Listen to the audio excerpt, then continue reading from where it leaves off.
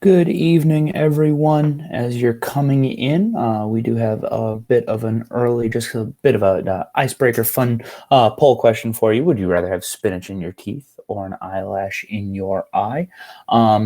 For those of you who are coming on, and especially for those of you who are on the other night, please do let me know in the chat if you can hear me. I'm hopeful that I'm not repeating the same error that caused my microphone to go out the other day.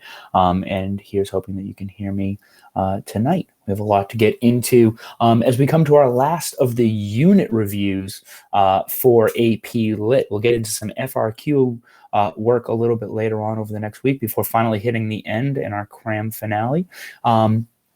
But in the meantime, thank you for filling out this poll question. Thank you for letting me know you can hear me in the chat. If you do join the chat, first off, make sure to say hi to Gayatri, as she's in there as well. And of course, make sure that you realize that your name may be present. So just be aware of that. If you want to change that, if you want to just kind of lurk and watch tonight, that's fine. If you're on watching a recording right now, welcome. From the past. So thank you for joining us in whatever way you happen to be joining us.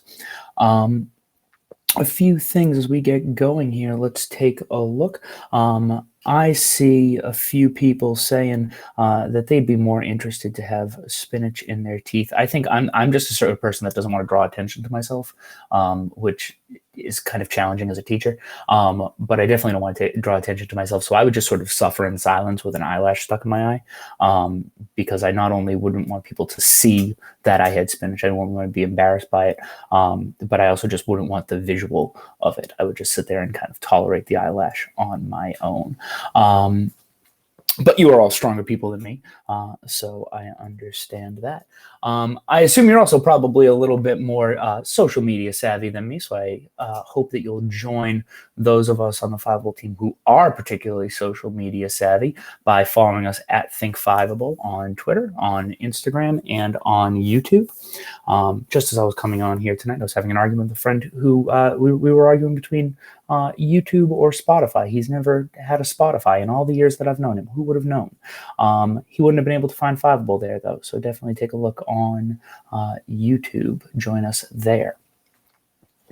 Join us also coming up in the next week or so, really over the next 2 weeks, 10 days, as we start to, wrap up the actual CRAM season before the finale. We'll see you again.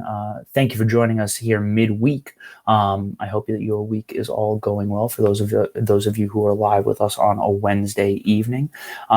On Saturday, we'll start in, and you can notice that we're going to be taking a look at FRQ work much more deliberately. Now, a lot of the work that we've done all along is with an eye towards the FRQ excerpts in the first place.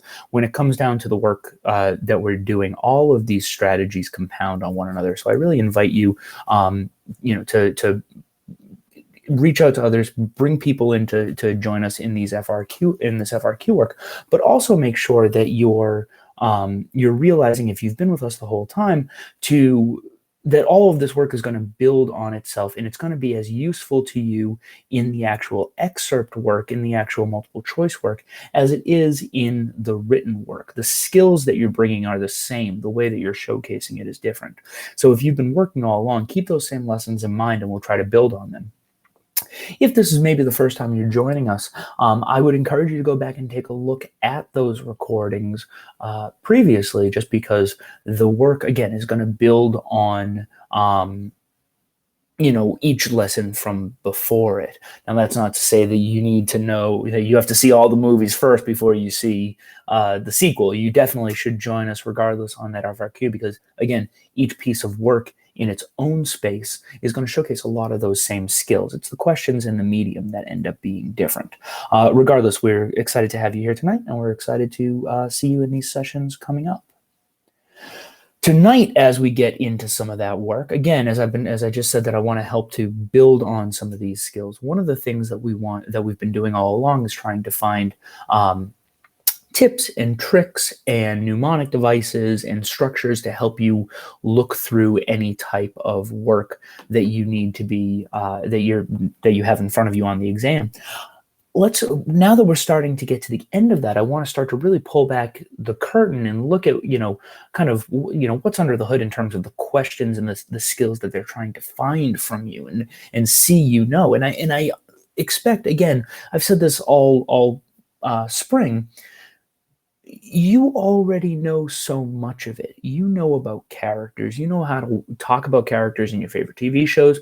You likely know how to talk about them in your favorite books, poetry, and short stories. Tonight, in particular, we're going to talk about a character who changes versus a character who doesn't change, and what the importance is there, because that's part of what Unit 9 is looking for.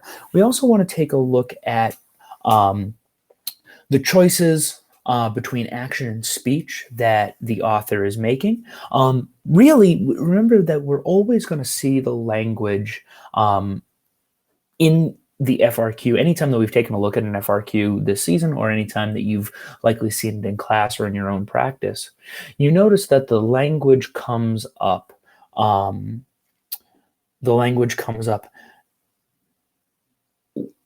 Describe the complex character. It's in every single question. And so to just say that the character is complex doesn't much mean anything. You want to know what is that complexity. And so we're going to talk a little bit about how that comes about. Then we want to take a look at plot and structure. You know about plot and structure. We'll put some names to it, and we'll put some language to it. And maybe we'll put some language to it that you have seen before. Maybe it's language you haven't seen before. Maybe it's a blend of both. But we'll talk about how plot and plot structure develop, and what it is that we can find for importance there, what the function there is, and how conflict drives the text along. That's going to be important, especially as we continue on. Obviously, these are things that implicitly come up in all of our work so far, but that's going to be something that we try to anchor to in particular as we go along with the rest of our work. Then we're going to get into the function of the narrator and the speaker. What are the details they include? What sort of word choice do they use? And how do we ultimately develop point of view? Syntax when it's something related to the narrator, rather than just the author's particular writing style, can sometimes lend body to that character as well. So we'll take a look at some of those examples in addition. Additionally, we want to just remember this. This is one of the charts that I've been pulling up, because this is a way that I try to think about how theme funnels together. Tonight, we're going to try to take a look at each of these parts in isolation, because they relate back to most of the skills that I just showed you. We're going to look at plot in particular. Again, we want to study on the function of plot. We're going to think about how to go through character, and we want to think about how that character changes. That's an important one. We've spoken a lot over the spring about a character's motivation and how that character brings some motivation to the rest of that scene, to the other characters within that scene.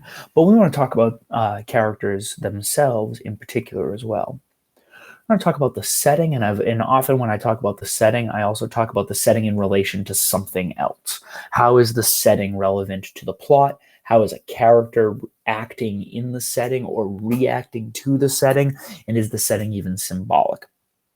I want to spend some time. Now, it's hard. Setting really does sort of amoeba itself around those other ones pretty easily. And that will still be true here this evening, but I want to focus in on that as well, because it's going to lend itself to understanding of the motivation. It's important to recognize that these things aren't in isolation, even though we might try to focus on one or two of them in a specific excerpt that we go through this evening. Again, it's important to know that they're not in isolation. All of these pieces are working together. It's up to you to make sure that you're recognizing and remembering each of these pieces. That's why I try to give you these graphics with particular shapes. You remember shapes well. And so putting that together helps you remember these are the things that come together in theme. And theme can be the author's purpose for writing, what the author is trying to bring into the story, in terms of the central ideas of the story. But really, I just try to keep thinking it's a statement of, what do you keep seeing? What keeps happening that's similar between the characters as it is between the setting? How is that thing symbolic? And is it related to the plot, just kind of briefly, or is it something that really drives the plot? All of that ends up being really useful. Let's start with character. I've said this before, but I know I want to say it really every time. I want us to be thinking, in particular, because we're talking about character explicitly in this piece to start this evening, I want to remind us of this language. When you're trying to think about a character, recognizing the things that they say, how they act, with whom or with what they are interacting, what they look like, and what they say. Now, that can be what they say to someone. It can also be what they don't say. In fact, all of these are really useful if you think about what they don't do, if you think about their opposite, if you think about something that, if we say they look a certain way, but they don't look maybe like everyone else in the room. Let's think about a dystopia, for example, or if they are interacting with someone or they ignore someone, that still counts. That's still that sort of action and that sort of lack of interaction can be important in telling as well. And so, as we talk about tonight, remember that when we think about character, we're thinking about how they change versus versus if they don't change, and what the importance of that is. Now, a character changing, we tend to think of that as a psychological piece. We tend to think, automatically we think, well, maybe, you as a person over the course of your high school career, you're growing and you're maturing and you're kind of settling into yourself a little bit. That's more of a psychological or an emotional change. Remember that we can also be thinking about physical changes. So when we think about Tale's language, we can think about how are their thoughts changing? How are their actions changing? Are they becoming more aggressive? Or are they becoming more conservative? How their interactions change? Do they end up befriending somebody when they were previously enemies? Are they still enemies, but they're sort of using one another? In a lot of older literature, particularly Puritan literature, there's a lot in terms of appearances, in terms of physical looks, that those physical appearances might change over the course of time, and that would pose some commentary. And then thinking about a character's pattern of speech, often that might come into play with who they are psychologically, and what it is that they're thinking, in terms of what it is that they ultimately say aloud.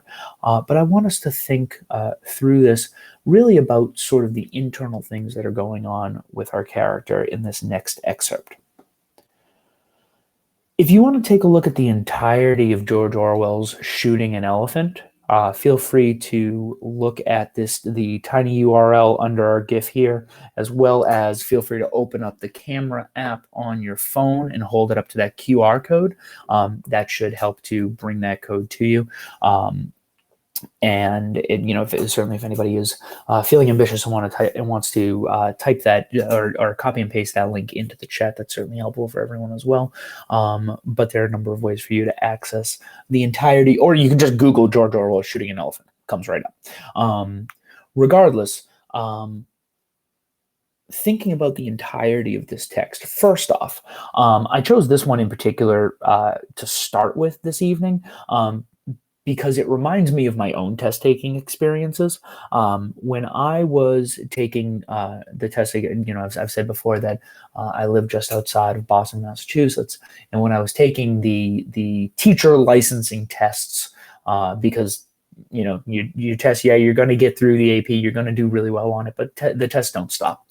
As I was taking my teacher licensing tests, there was a question about George Orwell, and the question was, what did he draw from his experiences? And one of the options was he draws from being his time as a South London police officer. And I went, right, George Orwell was a police officer, and I checked that one. And I was just preparing for the exam, and the answer was no, he was actually a police officer in Burma. And this is the story of him as a police officer in Burma. But I tell that story to tell you this. You are in a great time in testing with the AP, especially as we're hopefully the people around you are able to get vaccinated and are coming out of the pandemic a little bit, and things are starting to be a little bit easier for you. But the test in particular, the College Board is really trying to showcase knowledge. They're not trying to trick you like the Massachusetts, licensure test tried to trick me that George Orwell is not was a police officer, but it wasn't in London, it was in Burma. That's a trick question. They're doing so much more now for you to just showcase the things you know, to reward the things that you do well, which I promise you, especially those of you who are taking the time to be here, to put in this extra work. I know you know so much and are just going to be able to showcase all of that brilliance. And so I'm really excited for you for that. Hopefully you've had a chance to take a look at this work here or pull it up on your own. I encourage you to read through it. Because we're talking about how a character changes over the course of a text, I picked out a few excerpts, and right around the time, there's this top piece and then the bottom two paragraphs that are sort of in line with the GIF. Those two, that first paragraph and the bottom two, the separation there is the beginning of the text and the end of the text. Okay, and so I did that deliberately to sort of showcase who the character is and how the narrator is described at the beginning, and then get a flair for what's going on at the end, and we can talk about that a little bit more. If you have the opportunity to read the whole thing, I encourage it. But let's take a look and just skim through the top part to talk a little bit about who this narrator is as a character. And then I'm going to pull up a poll question for us about the end. As we look at the first sentence here, in Lower Burma, I was hated by a large number of people. That gives us a pretty strong way that he's interacting with the people around him, with the setting around him, right from the get-go. And so, but he also sort of brings in he editorializes a little bit. He offers some commentary about his own situation and how he views himself. The only time in my life that I've been important enough for this to happen to me. So it's not even, his point being, if he wasn't important, people would just sort of nothing him. They wouldn't view him positively or negatively. They would just ignore him. But he actually does serve a role in this community. And as I said, he's a bit of a military police officer in the area. And he's also, you think about George Orwell and you think about British colonialism. He's a colonizer. He's an invader. He's someone who shouldn't be there. And so he's not only this person who's serving in a function of some power and authority, but he's doing so in a way that's completely alien to everyone around him. So he's not just hated, he's sort of doubly hated, but it's the only time that he's even been relevant enough to somebody to be liked or hated in the first place. I was a subdivisional police officer in the town, and in an aimless, petty kind of anti-European feeling was very bitter, so there's all of that. No one had the guts to raise a riot, but if a European woman went through the bazaars alone, someone would probably spit Beetlejuice on her dress. So again, not only are people, I want to say that they're hated, but they're also being disrespected. I don't necessarily want to say disrespected because they're the ones who potentially or entirely don't belong there. Maybe this is someone who's just visiting, but all of that is to say that there's something territorial going on with these characters. As a police officer, I was an obvious target and baited whenever it seemed safe to do so. When a nimble Burman tripped me up on the football field and the referee, another Burman, looked the other way, the crowd yelled with hideous laughter. Let's take a second to recognize that bit of interaction as well. He's someone who is disliked both for his position and for really kind of the sins of his country. He's just there at a certain point. He's there because he doesn't have much choice but to be there. And so, as a person, just as an individual, he's at least engaging in the community in such a way as to be invited into, a football or a soccer match here, as it were. But at the same time, as a figurehead or as a representation of a colonial army, we're able to recognize that he is berated for that same, in spite of the fact that maybe he is liked to some degree. For the most part, he is hated. This happened more than once. And in the end, the sneering yellow faces of young men that met me everywhere, the insults hooted after me when I was at a safe distance, got badly on my nerves.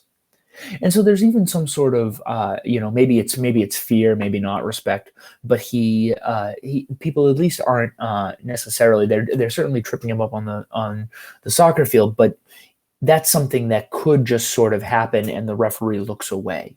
So it's something that there's some plausible deniability to it. People are waiting until he leaves to whisper nasty things about him.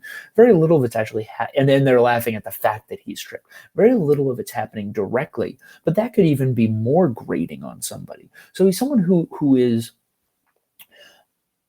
probably, for lack of a better word, anxious. Walks around a little bit on eggshells, is meant to have authority, but really cares about what the people around him think.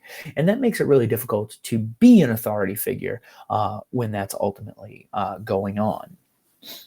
The young Buddhist priests were the worst of all. There were several thousand of them in the town, and none seemed to have anything to do except stand on the street corners and jeer at Europeans. So when we think about character, let's start at the beginning here with establishing who this character is, just as we have a little bit already. But if we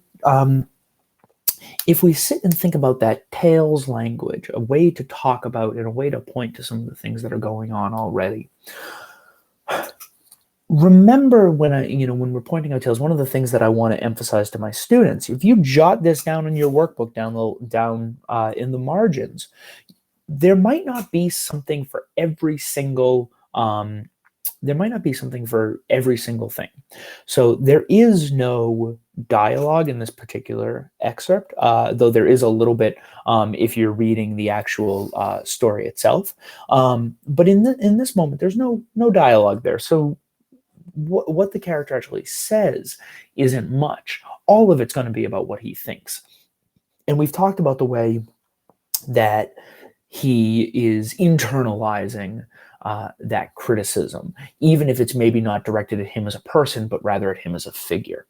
So actions, interactions, maybe some appearances, but probably just actions and interactions. If we want to talk about appearances and looks, we can maybe think that there is a visible difference in his race between people in Burma and people who are Europeans. He mentions that a lot, so maybe we could mention it, but it's not important in terms of recognizing that that's a physical appearance. It's more in terms of recognizing the action and interaction. So focus on that.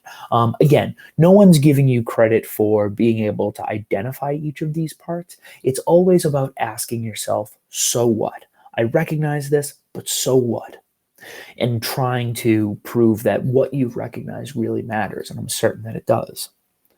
Let's take a look as we read through these second two paragraphs. And I'm going to pull up a question for you as we're looking there. What best describes the narrator's change? So as you take a look at that, at these last two stanzas, just to give a quick overview of what ultimately happens in the story. He's one of the only police officers in the area, and there in the next village over, there is an elephant rampaging the town. And now the elephant's been wounded a little bit, but they don't really know how to deal with it. And because it's been wounded, it's still moving around and it's still actually causing more damage. And so they ultimately want someone. this police officer with a gun. They want him to go ahead and just take care of the elephant. And he really wants to scare it off. They really want it to be killed. Now, what's more important there is that there's a lot to be said about his character, even in that desire.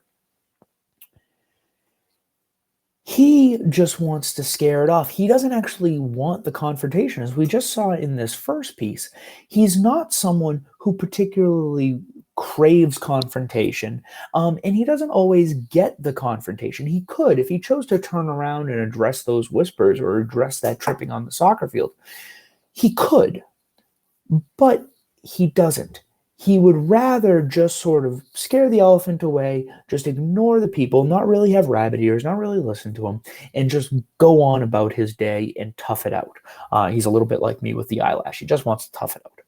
And so when these crowds come, because obviously if even in a place where elephants are common enough, certainly more common than maybe you or I sees on our given day, if you see someone going after and trying to scare an elephant, that's going to draw a crowd, and certainly it does. And it's this crowd of people who despise the elephant, and they despise the officer. And so the officer, in seeing an opportunity, our narrator here, in seeing an opportunity to kind of be a hero to people, he does ultimately decide, to take aim at the elephant. What's perhaps more important is that he's already hated. And that's a hard gamble for this reason. If he's already hated, then one of two things is going to happen if he doesn't give in to sort of the mob mentality. Either he's going to be hated that much more, or it's not, or it's just going to, it's just going to sort of reaffirm their hatred. So he's in a no-win situation. And let's take a look. In the end, I could not stand it any longer, and went away. I heard later that it took him half an hour to die. The Burmese were Burmans were bringing dash baskets even before I had left. I was told that they had stripped his body almost to the bones by the afternoon. So he does ultimately shoot the elephant, but it takes so long for him to die that he really has to endure this whole, the whole event and the whole consequence of the event. Afterwards, of course, there were endless discussions about the shooting. The owner was furious, but he was only an Indian and could do nothing. Besides, legally, I had done the right thing, for a mad elephant has to be killed like a mad dog if its owner fails to control it. Among the Europeans, the opinion was divided. Older men said I was right, and younger men said it was a damn shame to shoot an elephant for killing coolie because the elephant was worth more than any damn hungry coolie. And afterwards, I was very glad that he had been killed and put me legally in the right and gave me sufficient pretext for shooting the elephant. I often wondered whether any of the others grasped that I had done it solely to avoid looking like a fool. So the elephant does, in fact, actually kill somebody as he was on this rampage, and that's what ultimately pushes the narrator over the edge. And for, quote, the greater good, he does it, but he admits he just didn't want to look like a fool. And so let's take a moment here in thinking about this, and we've got some votes already. What do you think best describes the narrator's change? He ultimately earns some much-deserved respect. He ultimately does not change at all. He's able to be courageous for once. Or he changes, but no one notices. What do you think for the moment?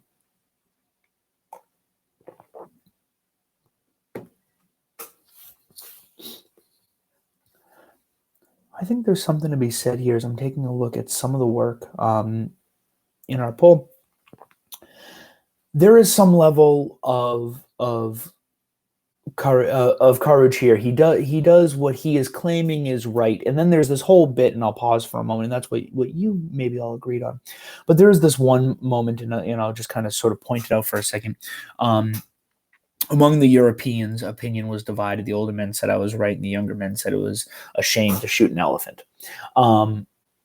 Part of that is more social commentary on British Parliament at the time, and so we can sort of ignore that for the moment. But really, it's in terms of the story, just in terms of the excerpt, we obviously wouldn't know that going in. We would just have what we have in front of us. And so perhaps he is able to be courageous, but there's something about courage that comes with consequence. And if he doesn't do this, if he goes against the mob, there's some sacrifice that happens there. He's probably going to be particularly ridiculed. So I'd be curious to say that it's courage. In fact, I might suggest this point. Well, he doesn't necessarily earn respect. People are happy that he did it, but I don't think he necessarily earns respect. And I also don't think if he does change, people do take notice, and that would be the only thing that changes, is that people are ultimately more appreciative of what it is that he did. I don't know necessarily that he doesn't change, but I might argue that he doesn't. He did a thing to avoid looking foolish. And really, if we look up at the top, all of the things he's doing is to avoid looking foolish. He falls down and looks like, he gets tripped on the soccer pitch and he looks foolish, sure. But to have tried to turn around and cause a conflict or cause a row would probably cause him to look more foolish. To turn around and face even a mob of people who are whispering behind his back would also cause him to look foolish. So there's something in this that Orwell is trying to articulate, that our narrator here doesn't change. He maybe does the right things, and he does the things that people think are the right things, but all for the wrong reason. And so that's Orwell bringing us to that in this last line here, is that I don't know that he does change. But let's remember what we're really trying to figure out here. The skills that we looked at the beginning were to recognize the function of a character changing or not changing, which means that even in not changing, something is happening. The character is doing something. And so looking at that, we recognize that the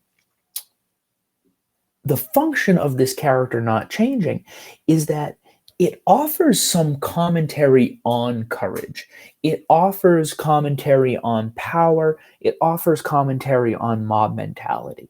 He had just done what he did. He had just killed the elephant, not because he as a person had become more courageous, but because he as a person was still cowardly and was still afraid of looking like a fool.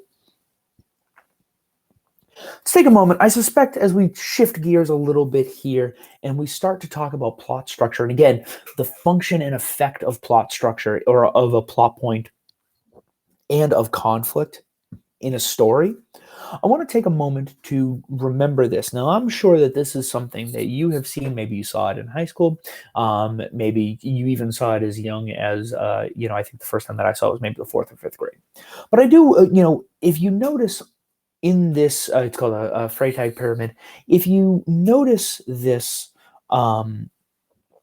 these labels as we move up and down the pyramid, you'll also notice that I've added some other language a little bit smaller underneath a few of these spaces.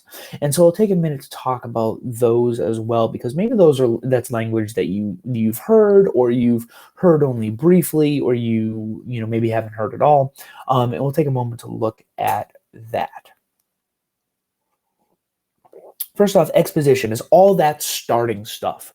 All the thing that sets the scene for what it is that we're talking about. It's effectively all the stuff that's in that first paragraph that we notice on the last slide here. It's the stuff that I pointed out when we're talking about how theme works. Where are they in the setting? What seems to be the plot? And really, when it comes to plot, the driving force of plot is conflict, and that's why I've got it down the bottom in a different color, because I want to recognize that it's sort of the thing that keeps that is the base on which everything is built.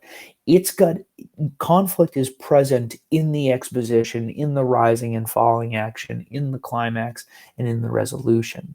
When we think about exposition, though, the thing that actually brings the conflict about is called the inciting incident. It starts the plot to get moving.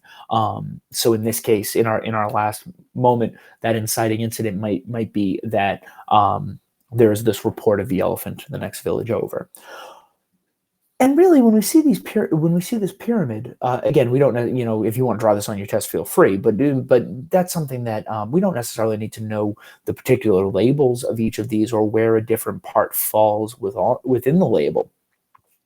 But when we think about rising actions and falling actions, each of these ultimately has small, little, quick plot points as well. For those of you who are performers, or even just those of you who enjoy Netflix from time to time.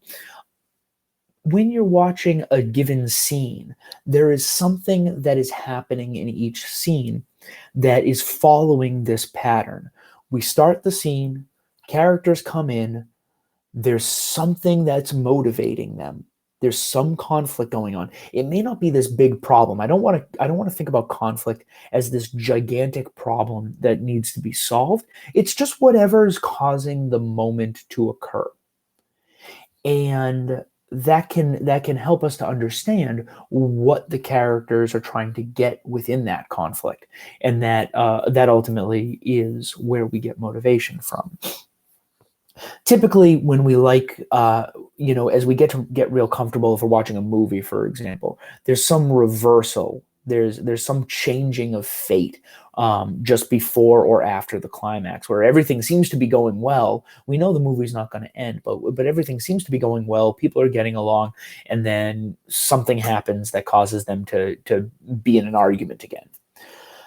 We go through the falling action. We could have very long falling action. We could have very short falling action. But regardless, the conflict is resolved in this resolution, hence the name. And then there's sometimes some things that happen a little bit after the fact or right around the resolution where other pieces of the plot are tied up. Literally, denouement means to unknot. And so loose ends get tied up, which I realize is the opposite of unknotting. But all of those loose ends, to use a phrase, get knotted up. All of the rest of the threads become untied, and we know what's going on with everything as it takes place at the end of the resolution and the denouement. In this, I want to make sure that we remember that the goals we were looking for, that we outlined at the beginning of the evening, were to think about how individual pieces of a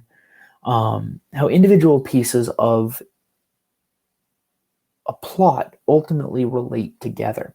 And so I've taken several different points from excerpts of Maxine Hung Kingston's seminal work, No Name Woman, which is the first chapter of her book, No Name Woman. And Maxine Hung Kingston has a personal place in my heart. She had come to a small class when I was in college, and we had tea together. She was a delightful person. But there's a piece. There's a piece that was in maybe the New York Times, the New Yorker, or something along those lines, where Maxine Hung Kingston is described as someone who really set the stage almost to a fault in celebrating Asian American authors and introducing Asian American authors to the American zeitgeist in the 1950s and 60s. And this is a little bit of the story of that. It blends back and forth with Kingston, and both this and the piece before it were semi-autobiographical, where Kingston is talking about growing up first as a young girl in China, and then when her family or members of her family had ultimately emigrated to, I believe, the San Francisco area.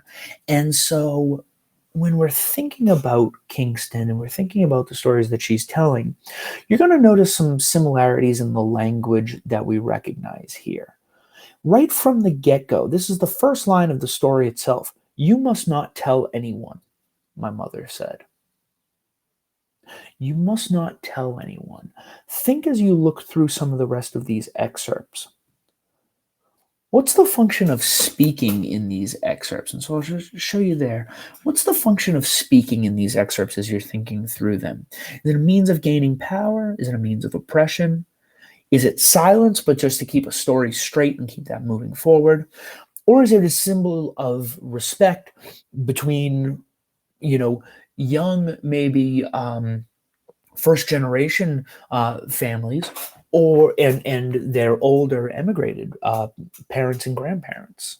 Think there. What's the function of speaking in these? As always, if you follow the tiny URL at the bottom or the QR code at the top, you can look at the entirety of this text. Just a word of warning: there are some scenes in that can be a little bit violent. It can be not even just a little bit. It can be very violent in nature.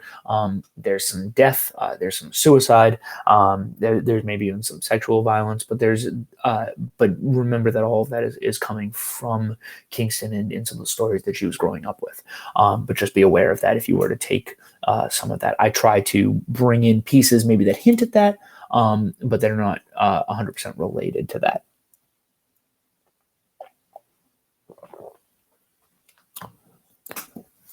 So we find, we will talk a little bit on this slide about some of the themes that Kingston brings in here about our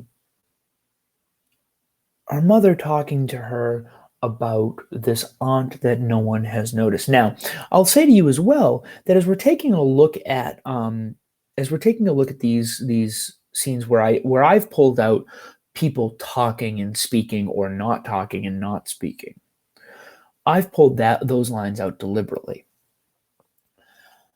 There's also a symbol I'll stick with symbol for the moment. There's a symbol that sort of repeats itself throughout the whole text of ghosts. And this idea of no-name woman does sort of echo that idea of a ghost. And not someone who is not talking can be particularly ghost-like, and we can recognize that as well. So we see a few of these interactions. You must not tell anyone, my mother said, what I'm about to tell you. In China, your father had a sister who killed herself. She jumped into the family well. We say that your father has all brothers because it is if she had never been born. And then later in the text, the other man was not, after all, much different from her husband. They both gave orders, and she followed. If you tell your family, I'll beat you, I'll kill you. Be here next week. No one talks sex ever. Don't let your father know what I told you. He denies her. Now that you have started to menstruate, what happened to her could happen to you. Don't humiliate us. You wouldn't like to be forgotten as if you had never been born. Now, it's important that even though these lines seem very close together, they're actually very, very far apart. Several different flashbacks occur over the course of this text. And the whole text is maybe 8 pages long. With some pretty small font. It is a long chapter. And these things are pretty far apart. And so the same language becomes important. You wouldn't like to be forgotten as if you had never been born. The villagers are watchful. Whenever she had to warn us about life, my mother told stories that ran like this one, a story to grow up on. I want to think about that for a moment, or keep that in mind as we look through the second two, or the last two rather, excerpts in this piece. Don't tell anyone you have an aunt. Your father does not want to hear her name. She has never been born. And then this really sudden shift. I know that it feels like this is a sudden shift because I'm jumping around in some of the excerpts here, but it is a direct shift. There is no gap here. Don't tell anyone don't tell anyone you had an aunt. She has never been born. I have never believed that sex was unspeakable and words so strong and father so frail that aunt would do to my father's mysterious harm. Recognize this. There are these patterns that are emerging as we look through this, where there is this conflict about a story being told, a story being implied, people talking about it and not talking about it. And also again, this lesson, whenever she had to warn us about life, my mother told stories that ran like this one. It was a lesson. It was a story to grow up on. It was a lesson. It was an instruction.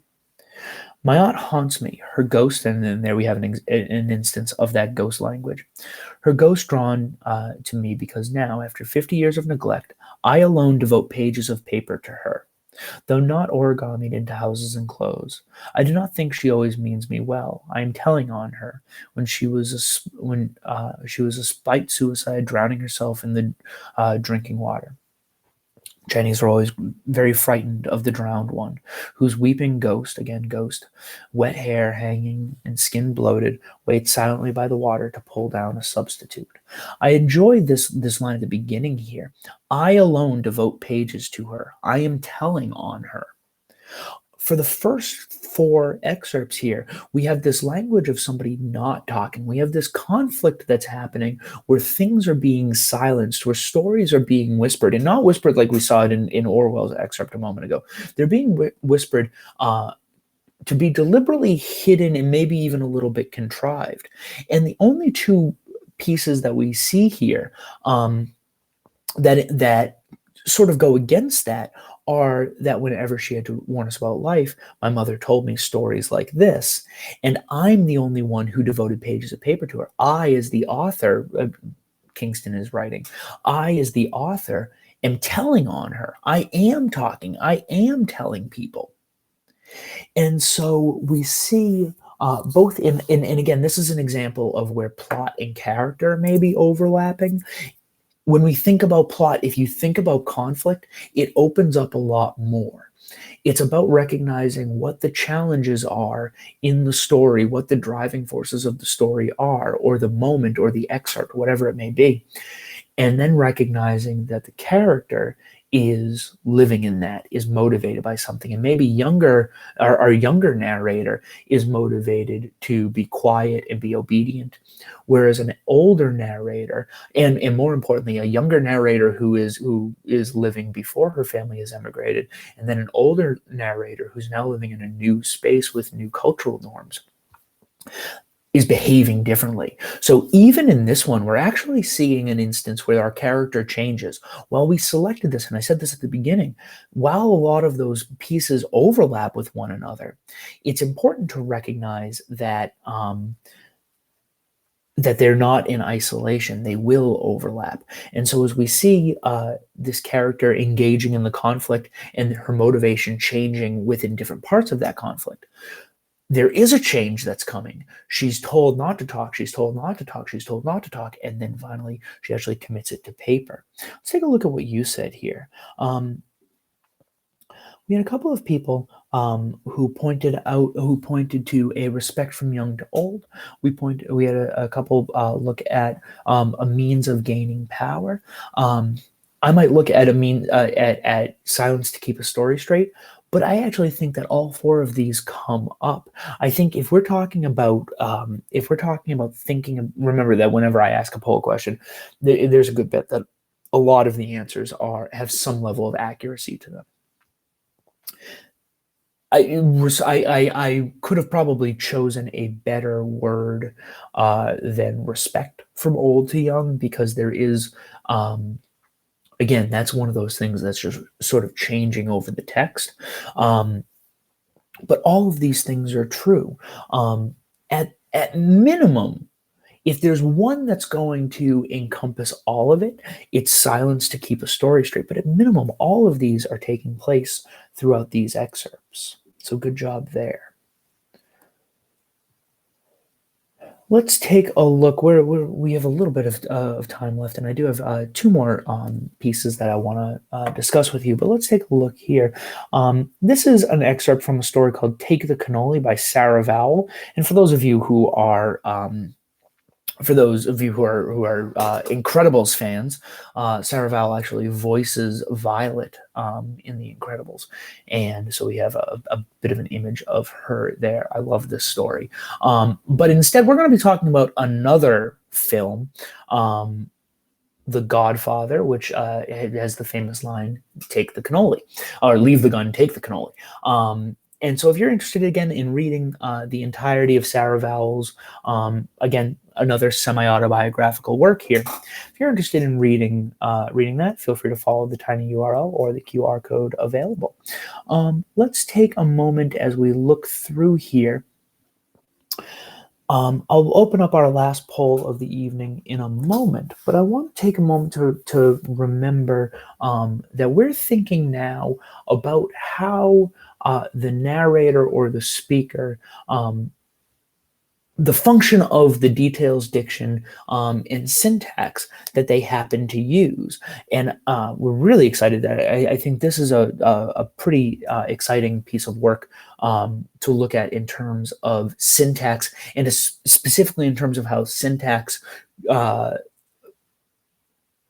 of fleshes out our narrator, and we'll take a look at that one in the first line. The only real, all of these are cuts. Again, it's a much longer story, probably about 6 pages, but the all of these sort of cut off throughout those moments.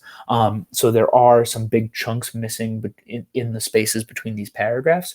The only place where I've just sort of truncated an actual paragraph is after the word Sicilian, where you see the ellipses.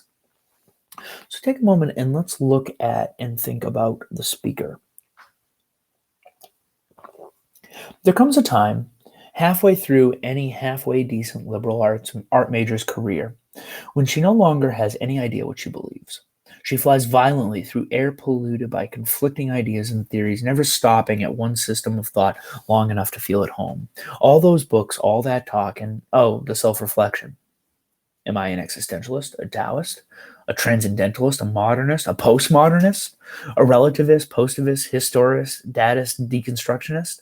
Was I Apollonian? Was I Dionysian, or just drunk? Which was right and which was wrong? Impressionism or expressionism? And while we're at it, is there such a thing as right and wrong? It's a really lovely paragraph for this purpose, because there are these big, wavy, sort of flowing sentences that are coming about in terms of these questions. And so when we talk about syntax, I didn't bring up a moment or a slide to remind us of this, but when we think about syntax, we want to think about word choice, sentence structure, punctuation, all together, all playing a role in how the sentence functions and how multiple sections function together. That's what's happening in the speed and the rapidity of these questions. But it's also happening in particularly with the emphasis on impressionism or expressionism. Even just to see that space between those syllables becomes an important bit of syntax.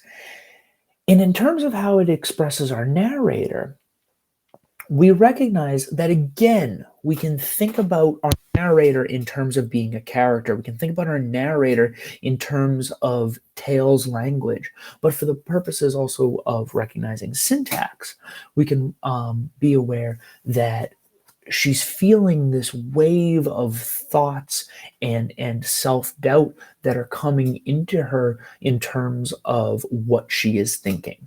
So if we're thinking about Tale's language, we'd focus on thoughts.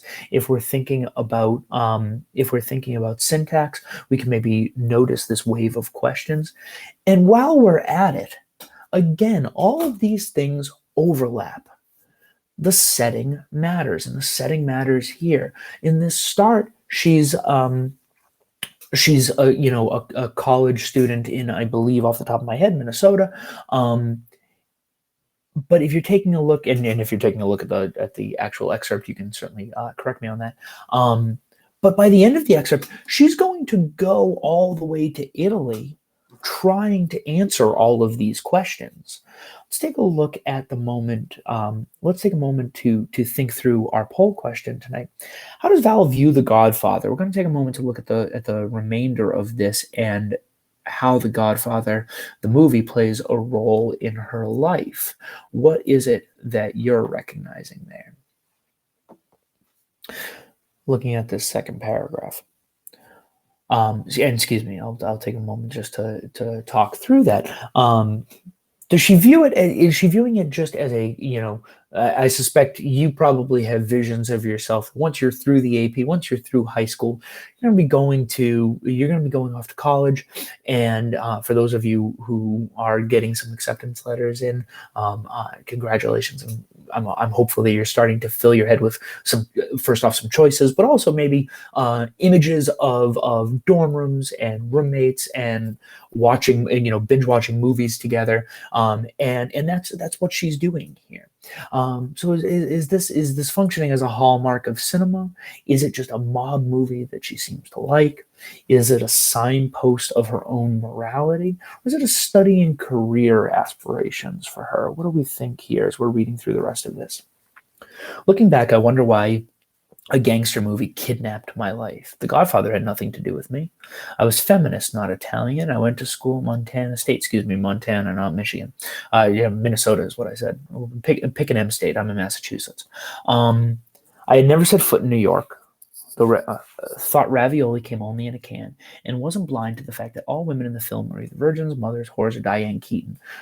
Fun story is when I got to read this with my students for the first time, Diane Keaton ended up filming a movie right outside of our school. While we were the day we were filming, the day we were reading this, they were filming. It was just a bit of kismet that was really wonderful. But let's take a look at that line as well. I was a feminist, not Italian, and I went to school at Montana State. I had never set foot in New York, thought ravioli only came in a can, and wasn't blind to the fact. And then lists off all the things about the way that women in the film are particularly degraded, and my apologies to that. But she's absorbed in this movie.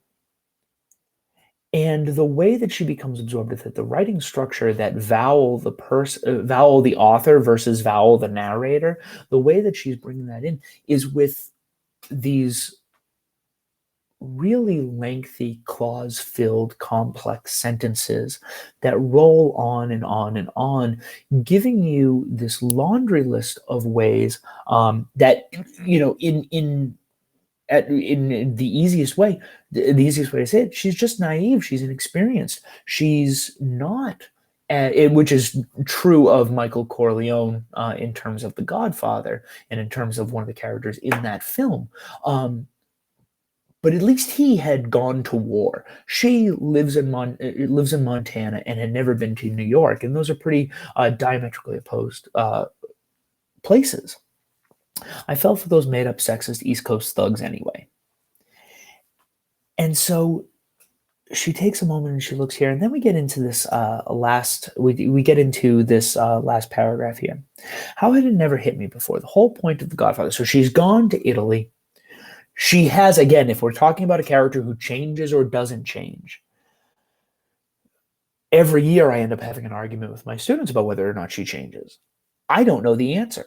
She goes and sort of comes to the same realization that she just wants to be at home in Montana, but does go through a life-changing state. You may find that yourself. Again, those of you who are going to go to college pretty far away from maybe where you're living right now, only to maybe 4 or 5 years later realize that you do want to come back, or vice versa. That's going on with her. She goes to Italy, realizes that she just looks like a tourist. She just looks like a fan. She has no idea what she's doing. And then comes back and realizes that she actually sort of loves that. She loves just being the person she is. So whether she changes or not, completely up to you. How did it never hit me before? The whole point of The Godfather is not to trust anyone outside the family. Whatever I may have thought while sitting in front of my VCR, I'm not actually Sicilian. I got sucked in by the moral certainty, never quite recognized that the other side of moral certainty is staying at home and keeping your mouth shut. Again, we end up seeing this language where this person is learning the lesson to be quiet. But then at the end, why not tell people outside the family what you're thinking, to paraphrase a line from The Godfather? Why not tell people outside the family what you're thinking? As I would later find out, it's a living. So let's take a moment. How does she view The Godfather? What do you believe?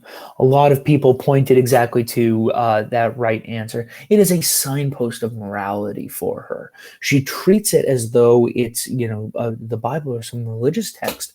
She treats it as something, as something to be emulated. And so those aspirations that we point to here, not career aspirations, but who she wants to be. There was moral certainty to what it is that she wants her life to be. And so she goes to different places and tries to find that. And really, when it's in the act of going to the place and the act of talking about the place that made it meaningful. It's the same as I've been saying about your reading and your work with your AP work already. As you're going through and looking at all these texts, you want to make sure that you are talking about them. You are doing that active work. You are engaging. As we look back at all those skills, we're looking at the function of. Function means doing something. And so if you're able to recognize what's going on in a text, that's the first step. But the next step, as always, is so what? What is the function? I'm going to jump ahead here and just to remember when we're thinking about structure and function, plot points can be symbols. So look for some similarities there. As we noticed here in each of these excerpts, we focused on individual skills, but those skills just help us to better understand. If we were thinking about plot, the plot and the conflict helped us to better understand character and motivation. When we were thinking about character and motivation, that ended up giving us something that was more symbolic.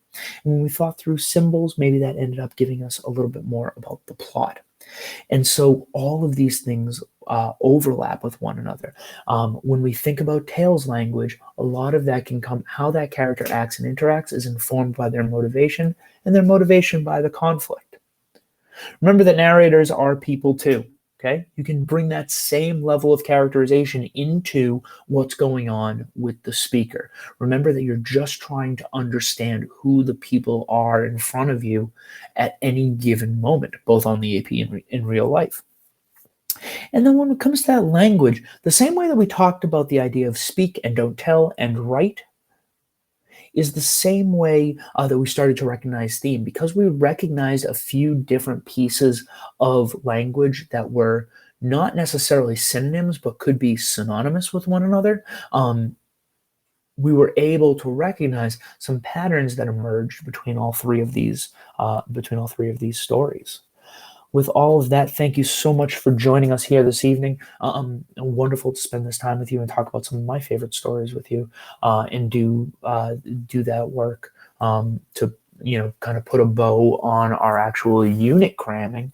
I'm excited to join you all again on Saturday. I hope you'll join us for our FRQ work, focusing in on poetry. And I hope you'll join us again, as always, at our various social at Think5able, and just keep this conversation going on our Discord channel. I hope you have a successful end of your week, and I hope you have a good weekend, and we'll look forward to seeing you on Saturday. Thank you all.